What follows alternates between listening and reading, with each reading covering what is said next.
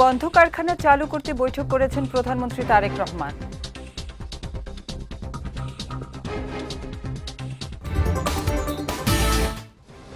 পুলিশের পোশাক পরিবর্তনের সিদ্ধান্ত নেওয়া হয়েছে জানালেন স্বরাষ্ট্রমন্ত্রী।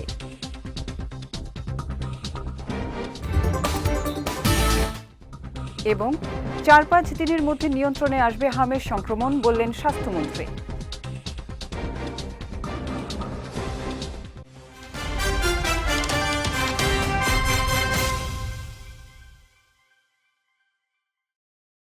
আসসালামু আলাইকুম। পুষ্টিচা নিবেদিত বিজয় রাতের সংবাদে আমন্ত্রণ জানাচ্ছি আমি উম্মে কুলসুম। শুনছিলেন শিরোনাম, এবারে বিস্তারিত। বন্ধ কারখানাগুলোর বিষয়ে বস্ত্র ও পাট মন্ত্রণালয় এবং সংশ্লিষ্টদের সঙ্গে বৈঠক করেছেন প্রধানমন্ত্রী তারেক রহমান। সকালে সচিবালয়ের মন্ত্রিপরিষদ বিভাগের প্রধানমন্ত্রীর দফতরে এই বৈঠক অনুষ্ঠিত হয়। বৈঠকে বস্ত্র ও পাট মন্ত্রী খন্দকার আব্দুল মুক্তাদির এবং প্রতিমন্ত্রী মোহাম্মদ শরীফুল আলম সহ সংশ্লিষ্টরা অংশ নেন। গত এপ্রিলে সংশ্লিষ্ট মন্ত্রী জানিয়েছিলেন, বেসরকারি উদ্যোগে 6 মাসের মধ্যে বন্ধ 6টি সরকারি পাটকল চালু করা হবে। পর্যায়ক্রমে বন্ধ বাকি পাটকলগুলো চালু অথবা ইজারা দেওয়ার সরকারি সিদ্ধান্তের কথাও জানিয়েছিলেন বস্ত্র ও পাটমন্ত্রী।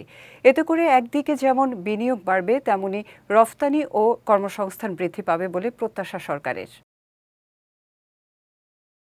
পুলিশের বর্তমান ইউনিফর্ম মানানসই নয় উল্লেখ করে সরকার বাহিনীটির পোশাকে বড় পরিবর্তনের সিদ্ধান্ত নিয়েছে বলে জানিয়েছেন স্বরাষ্ট্রমন্ত্রী সালাউদ্দিন আহমেদ। দুপুরে সচিবালয়ে রোহিঙ্গা সহ সাম্প্রতিক ইস্যুতে এক ব্রিফিংয়ে তিনি একথা জানান। পোশাকের পরিবর্তন সম্পর্কে তিনি আরও জানান, মেট্রো ও জেলা পুলিশের শার্টের রং আগের মতোই থাকবে, তবে প্যান্টের রং হবে খাকি। কাপড় উৎপাদন ও তৈরির প্রক্রিয়ার কারণে এটি পুরোপুরি কার্যকর হতে আরও কিছুদিন সময় লাগবে বলেও জানান তিনি। দেশের আইনশৃঙ্খলা পরিস্থিতি ও শীর্ষ সন্ত্রাসীদের জামিন প্রসঙ্গে মন্ত্রী বলেন, 5 আগস্টের পর অনেকে আদালত থেকে জামিন পেয়েছেন। এটি একান্তই আদালতের বিষয়। তবে জামিনে বের হওয়ার শীর্ষ সন্ত্রাসী বা চিহ্নিত অপরাধী যেই হোক না কেন, তারা যদি পুনরায় অপরাধে জড়ায় তবে পুলিশ তাদের বিরুদ্ধে কঠোর ব্যবস্থা নেবে। আমরা লক্ষ্য করেছি সারা দেশে এবং পুলিশ বাহিনীর মধ্যে যে বিদ্যমান তাদের পোশাক আছে, এটা নিয়ে কেউ সন্তুষ্ট না। এবং এইটার যেটা দৃশ্যমান যে এই পোশাকটা আসলে ওয়াইডলি অ্যাকসেপ্টেডও হয় নাই, মানানসই না শুদ্ধ বাংলায়। তো সেই জন্য পুলিশ বাহিনীর আবেদনের প্রেক্ষিতে আমরা বিষয়টা বিবেচনা করেছি যে এই ড্রেসটা কীভাবে হয়। তা আমরা একটা ঐতিহ্যবাহী ড্রেস যাতে দেয়া যায় তারও একটা অংশ বিবেচনা করেছি। আমরা আগের যে উপর মানে শার্ট, যেটা কি বলবো, উপরের অংশ আগে যেটা ছিল মেট্রোর জন্য এবং সারা দেশের জন্য, সেটা আমরা বহাল রেখেছি। তবে প্যান্ট পাজামা সেটা আমরা খাকি ড্রেস দিয়েছি। এই হিসাবে তাদের সাথে আলোচনা করে আমরা বিস্তারিত আলাপ আলোচনা করে এটা একটা গ্রহণযোগ্য পোশাক হিসেবে দিয়েছি। আগামী 4-5 দিনের মধ্যে হামের সংক্রমণ কমে আসবে বলে জানিয়েছেন স্বাস্থ্যমন্ত্রী সরদার মোহাম্মদ সাখাওয়াত হোসেন। আজ রাজধানীর বনানীতে আয়োজিত এক সেমিনারে প্রধান অতিথির বক্তব্যে তিনি একথা জানান। বিগত সরকার ভ্যাকসিন রেখে যায়নি অভিযোগ করে স্বাস্থ্যমন্ত্রী বলেন, বিদেশি বন্ধু ও দাতা সংস্থার সহায়তায় সংকট সামাল দিতে পেরেছে সরকার। আগামী 6 মে ভ্যাকসিনের আরও একটি চালান দেশে আসছে বলেও নিশ্চিত করেন তিনি। এ সময় আসন্ন ডেঙ্গুর ঝুঁকি সামলাতে সরকার প্রয়োজনীয় সব ধরনের প্রস্তুতি নিচ্ছে বলেও জানান স্বাস্থ্যমন্ত্রী। সেমিনারে স্বাস্থ্য খাতের বিশেষজ্ঞ ও ঊর্ধ্বতন কর্মকর্তারা উপস্থিত ছিলেন। তারা দেশের জনস্বাস্থ্য সুরক্ষায় সমন্বিত উদ্যোগের ওপর গুরুত্বারোপ করেন। যে মিলন অডিটোরিয়ামের ক্যাম্পাসের ভিতরে আমরা করেছি হাসপাতালের ডোরের সাথে, যাতে করে রোগী ট্রান্সফারের প্রবলেম না হয়। 20 বেড স্থাপন করেছি আমরা, এবং আমরা জায়গা রেডি রেখেছি, টেন্ট রেডি রেখেছি, আমাদের আরবিরা রেডি আছে। যে কোনো মতে we can raise it up to 100 even, মানে টোটালি আমরা রেডি। মিজেলস এটা সত্যিকার ভাবে আমরা আশা করি আগামী 4-5 দিনের ভিতর মিজেলসটা কমে আসবে। We are taking preparation to fight against ডেঙ্গুর জন্য, যাতে রোগীদের অসুবিধা না হয়। দেশে হাম ও হামের উপসর্গ নিয়ে গত ২৪ ঘন্টায় আরও ১৭ শিশুর মৃত্যু হয়েছে। এর মধ্যে নিশ্চিতভাবে হাম আক্রান্ত ছিল ২ জন শিশু, বাকি ১৫ শিশুই উপসর্গ নিয়ে মারা গেছে। আজ স্বাস্থ্য অধিদপ্তর থেকে পাঠানো এক প্রেস বিজ্ঞপ্তিতে তথ্য জানানো হয়। ১৫ মার্চ থেকে এখন পর্যন্ত হামে আক্রান্ত হয়ে মৃত্যুর সংখ্যা দাঁড়িয়েছে ৫২ জনে। অন্যদিকে সন্দেহজনক হাম রোগে মৃত্যুর সংখ্যা দাঁড়িয়েছে ২৫৯। স্বাস্থ্য অধিদপ্তর জানিয়েছে গত ৫০ দিনে এই নিয়ে মোট প্রাণহানি ছাড়িয়ে ৩১১ জন। এর মধ্যে সর্বোচ্চ ঢাকা বিভাগে ১৬১ শিশুর মৃত্যু হয়েছে।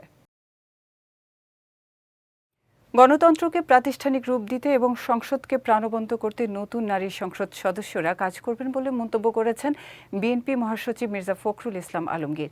আজ শেরেবাংলা নগরের সাবেক রাষ্ট্রপতি জিয়াউর রহমান ও সাবেক প্রধানমন্ত্রী বেগম খালেদা জিয়ার সমাধিতে সরকার দলীয় জোটের সংরক্ষিত নারী আসনের নবনির্বাচিত সংসদ সদস্যদের সঙ্গে নিয়ে শ্রদ্ধা নিবেদন শেষে তিনি এ মন্তব্য করেন। বলেন, দেশ ও গণতন্ত্রের পক্ষে ভূমিকা রাখবেন নতুন নারী সংসদ সদস্যরা। এ সময় নতুন এমপিরা দেশের উন্নয়ন এবং সাম্য ও ন্যায় বিচার প্রতিষ্ঠার অঙ্গীকার ব্যক্ত করেন।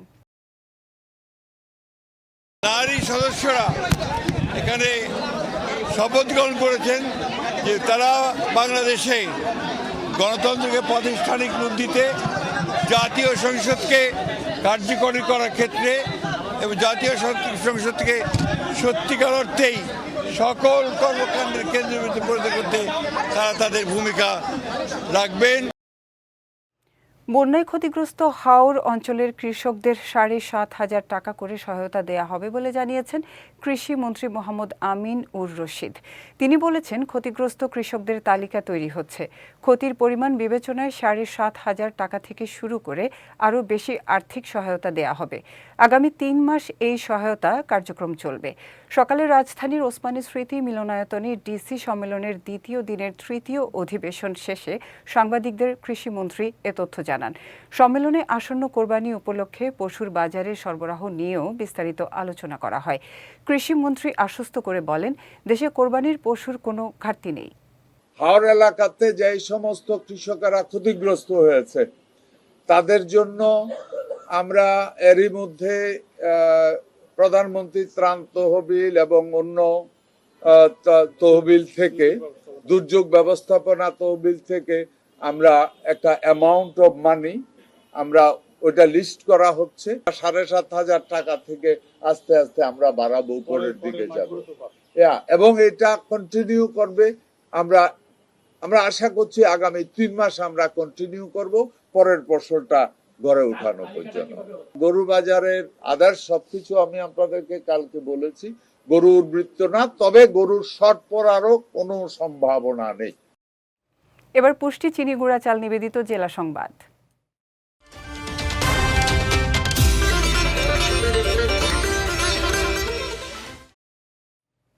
বর্তমানে কারাগারে থাকা সাংবাদিকদের প্রত্যেকের বিরুদ্ধে অন্তর্বর্তীকালীন সরকার বিভিন্ন অপরাধের অভিযোগ এনেছে বলে জানিয়েছেন তথ্য ও সম্প্রচার মন্ত্রী জহির উদ্দিন স্বপন। দুপুরে জাহাঙ্গীরনগর বিশ্ববিদ্যালয়ের জহির রায়হান মিলনায়তনে সত্যজিৎ রায় চলচ্চিত্র উৎসবের উদ্বোধন শেষে সাংবাদিকদের সঙ্গে আলাপকালে তিনি একথা জানান। বলেন, ফ্যাসিবাদী আমলে গণতান্ত্রিক আন্দোলনের ওপর যে নির্যাতন চালানো হয়েছে তাতে সহযোগিতার অভিযোগে কিছু সাংবাদিকের বিরুদ্ধে মামলা রয়েছে। তবে অনেক সাংবাদিক স্বাধীনভাবে পেশাগত দায়িত্ব পালনের চেষ্টা করেছেন বলেও তিনি উল্লেখ করেন। পরে তিনি জাহাঙ্গীরনগর বিশ্ববিদ্যালয় সাংবাদিক সমিতির নবনির্বাচিত কমিটির দায়িত্ব গ্রহণ অনুষ্ঠানে অংশ নেন।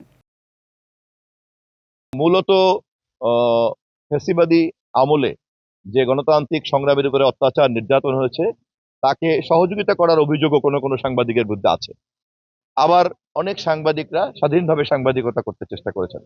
তবে কাজের সঙ্গে যেহেতু আমাদের এই সরকারের কোনো সম্পর্ক নাই, সেই কারণে আমি আইনমন্ত্রী এবং স্বরাষ্ট্রমন্ত্রী মহোদয়ের সঙ্গে কথা বলে সাংবাদিকদের জন্য যেটা ন্যায্য সেটার ব্যবস্থা আমরা গ্রহণ করব। গ্রামীণ জনপদ উন্নত হলে দেশ উন্নত হবে বলে মন্তব্য করেছেন সমাজ কল্যাণ প্রতিমন্ত্রী ফারজানা শারমিন পুতুল। সকালে নাটোরের বাগাতিপাড়ায় 2টি খাল খনন কাজের উদ্বোধন শেষে তিনি এ মন্তব্য করেন। বলেন, খাল খননের মাধ্যমে অনেক কর্মসংস্থানের সুযোগ হয়। এই খালকে কেন্দ্র করে পরবর্তীতে এই অঞ্চলে আর কখনো পানির অভাব হবে না। প্রতিমন্ত্রী বলেন, সরকার চেষ্টা করছে এমন একটি দেশ গড়তে যেন অন্য কারোর ওপর নির্ভরশীল হতে না হয়। দেশ যদি মাছ চাষ, পানি ও কৃষিতে স্বয়ংসম্পূর্ণ হয় তাহলে বাংলাদেশকে আর অন্য দেশের ওপর নির্ভরশীল হতে হবে না। এ সময় তিনি নারীদের কর্মসংস্থানের বিষয়েও গুরুত্ব আরোপ করেন। এই খাল খননটা আসলে একটি জনপদের উন্নয়নের জন্য করা হয়। খাল খনন মানে শুধু খাল খনন না, এখানে পানি যেটা আমরা ধরে রাখার জন্য রিজার্ভার হিসেবে ইউজ করি, সেটার সাথে সাথে সেচের সুবিধা হয়, সেই এলাকার জনগোষ্ঠীর যেটা কর্মসংস্থানের সুযোগ হয়, এবং এই খালকে কেন্দ্র করে কিন্তু পরবর্তীতে এই অঞ্চলে আর কখনো পানির অভাব হবে না, মাছ চাষ হয়।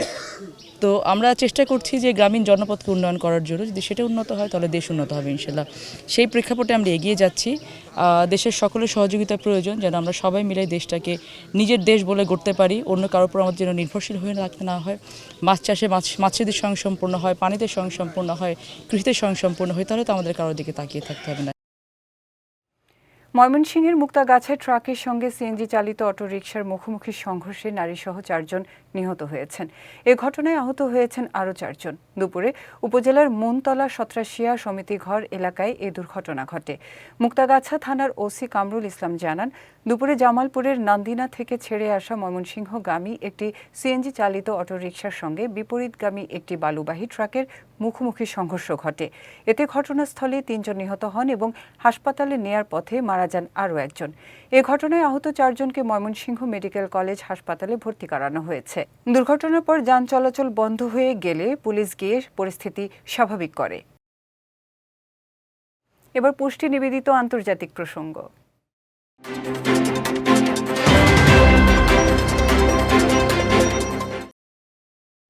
পূর্ব আফ্রিকার দেশ কেনিয়ায় টানা ভারী বৃষ্টিতে সৃষ্ট আকস্মিক বন্যা ও ভূমিধসে অন্তত 18 জনের মৃত্যু হয়েছে।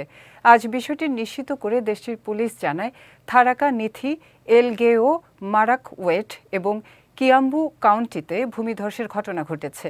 এসব ঘটনায় এখন পর্যন্ত 18 জনের প্রাণহানির বিষয়টি নিশ্চিত করা হয়েছে। দুর্যোগপূর্ণ আবহাওয়ার মধ্যে সাধারণ মানুষকে সর্বোচ্চ সতর্ক থাকার পরামর্শ দিয়েছে কর্তৃপক্ষ। পুলিশের বিবৃতিতে আরও বলা হয়েছে, ভূমিধস ও কাদা স্রোতে বহু পরিবার ক্ষতিগ্রস্ত হয়েছে। অনেক মানুষ ঘরবাড়ি হারিয়ে বাস্তুচ্যুত হয়েছে। পাশাপাশি অবকাঠামোরও ব্যাপক ক্ষতি হয়েছে। এছাড়া ঝুঁকিপূর্ণ এলাকায় থাকা বাসিন্দাদের দ্রুত নিরাপদ স্থানে সরে যেতে বলা হয়েছে। যাচ্ছি পুষ্টি ড্রিঙ্কিং ওয়াটার নিবেদিত খেলার সংবাদে।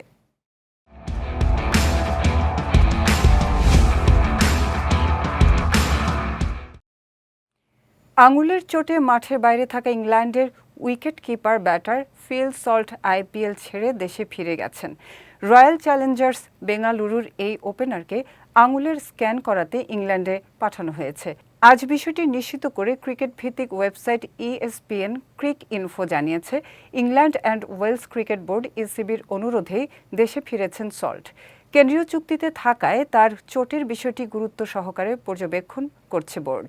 এদিকে চোটের ধরন সম্পর্কে এখনও বিস্তারিত কিছু জানায়নি বেঙ্গালুরু বা ECB। তবে দ্রুত সুস্থ হয়ে চলতি IPL-এই তাকে দলে ফিরে পাওয়ার আশায় রয়েছে ফ্র্যাঞ্চাইজিটি। এর আগে গত 18 এপ্রিল দিল্লি ক্যাপিটালসের বিপক্ষে ম্যাচে ফিল্ডিং করতে গিয়ে বাঁ হাতের আঙুলে চোট পান সল্ট। রিয়াল মাদ্রিদে তৃতীয় দফায় কোচ হিসেবে ফেরার প্রস্তাব পেয়েও তা প্রত্যাখ্যান করেছেন জিনেদিন জিদান। স্প্যানিশ সংবাদ মাধ্যমের তথ্য অনুযায়ী গত বছরের শেষ দিকে ক্লাব প্রেসিডেন্ট ফ্লোরেন্তিনো পেরেজের সঙ্গে আলোচনা হলেও শেষ পর্যন্ত না বলেন এ ফরাসি কোচ। মূলত জাভি আলোনসোর বিদায়ের পর জিদানকে কোচ হিসেবে ফেরাতে চেয়েছিলেন পেরেজ। তবে জিদান ইতোমধ্যেই দিদিয়ের দেশমের পর ফ্রান্স দলের কোচ হওয়ার পরিকল্পনায় সম্মতি দিয়ে রেখেছেন। তাই রিয়ালে ফেরা সম্ভব হয়নি তার জন্য। এদিকে বর্তমানে নতুন কোচ খুঁজছে রিয়াল মাদ্রিদ। সম্ভাব্য তালিকায় আছেন মরিনহো, দেশম, ক্লপ ও অ্যালেগ্রি। পুষ্টি চা নিবেদিত বিজয় রাতের সংবাদ শেষ করার আগে শিরোনামগুলো দেখে নিচ্ছি আরও একবার।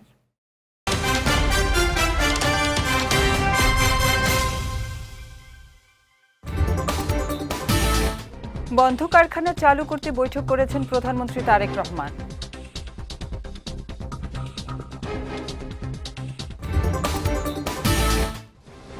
পুলিশের পোশাক পরিবর্তনের সিদ্ধান্ত নেওয়া হয়েছে জানালেন স্বরাষ্ট্রমন্ত্রী।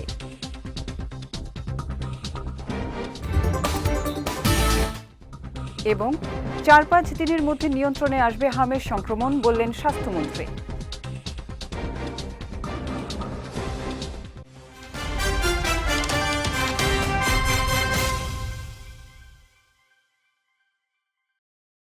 বিজয় রাতের সংবাদ শেষে আজকের মতো আমি উম্মে কুলসুম আপনাদের কাছ থেকে বিদায় নিচ্ছি।